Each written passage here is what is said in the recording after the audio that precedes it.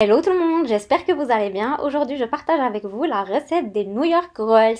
Pour cette recette, vous allez avoir besoin d'une pâte feuilletée levée, aussi appelée pâte à croissant, et d'une crème pâtissière.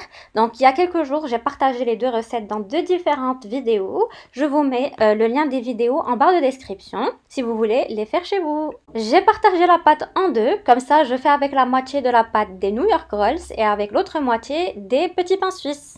Donc je commence à couper la pâte en bandelettes d'une largeur égale à la hauteur des emporte-pièces ou moules que je vais utiliser pour limiter le gonflement de mes New York Rolls.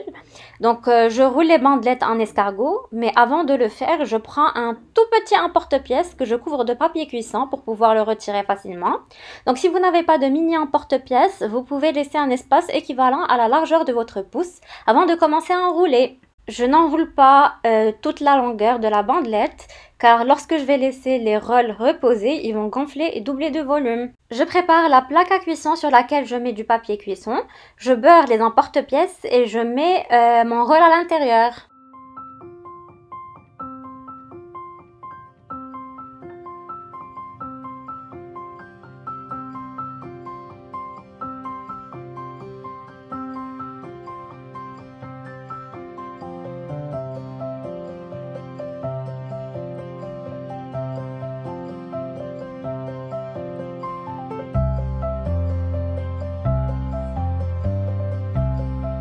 On laisse la pâte lever. Donc vous voyez que le milieu des rolls commence à se fermer et que la pâte a augmenté de volume. On met du papier cuisson et une autre plaque à cuisson par-dessus pour stopper le gonflement des rolls. On les laisse reposer une quinzaine de minutes. Je les mets dans un four préchauffé à 170 degrés pendant 15 minutes. Ensuite, on enlève la plaque et les emporte-pièces et on retourne les rolls. On les remet 15 minutes au four, cette fois-ci à 165 degrés pour qu'ils soient cuits des deux côtés.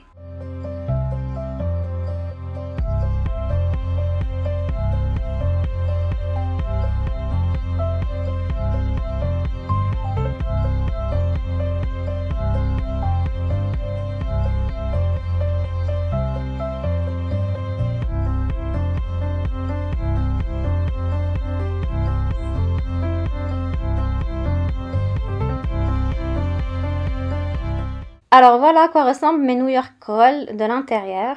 Je choisis de fourrer mes New York Rolls à la crème pâtissière au chocolat, au coulis de fraises et au matcha, thé vert. Donc vous pouvez le faire aussi avec d'autres goûts, laisser la crème pâtissière nature. Ensuite, je vais percer 3 trous que je vais venir fourrer de crème pâtissière. Donc j'ai utilisé une seringue stérile car je n'avais pas de quoi percer les rolls. Pour le glaçage, en général, on utilise une ganache avec du chocolat fondu et de la crème liquide. Mais comme j'avais de la crème pâtissière en extra et que je ne savais pas quoi en faire, j'ai décidé de l'utiliser pour décorer les rolls. Mais vous pouvez faire une ganache avec du chocolat fondu et de la crème liquide.